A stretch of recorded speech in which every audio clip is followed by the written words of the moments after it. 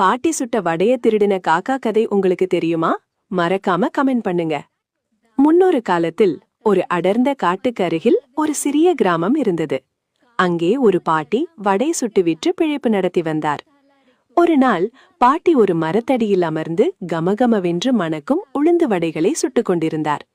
அப்போது அந்த பக்கமாக பறந்து வந்த ஒரு காக்காவுக்கு வடையின் மனம் மூக்கை துளைத்தது. இந்த வடையை எப்படியாவது தூக்கி கொண்டு போய் சாப்பிட வேண்டும் என்று அது திட்டம் போட்டது.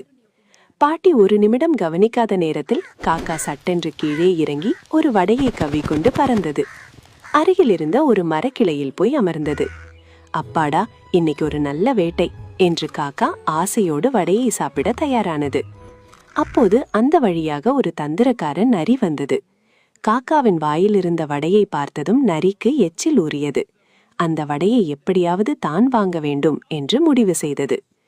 நரி மெதுவாக மரத்தடியில் நின்று காக்காவை பார்த்து சொன்னது, காக்கா அண்ணே, நீங்கள் எவ்வளவு அழகாக இருக்கிறீர்கள். உங்கள் சிறகுகள் மின்னுவதை பார்த்தால் எனக்கு பொறாமையாக இருக்கிறது. உங்கள் குரலும் மிகவும் இனிமையாக இருக்குமே, எனக்காக ஒரு பாட்டு பாடுங்களேன் என்றது. தன் அழகையும் குரலையும் யாரோ புகழ்கிறார்களே என்று காக்கா மாறுதத்தி கொண்டது. நரியின் தந்திரம் புரியாமல் பெருமையோடு தன் குரலை உயர்த்தி காட்ட கா கா என்று கத்தியது. அவ்வளவுதான். காக்கா வாயை துறந்ததும் வடை கீழே விழுந்தது. காத்திருந்த நரி லாவகமாக வடை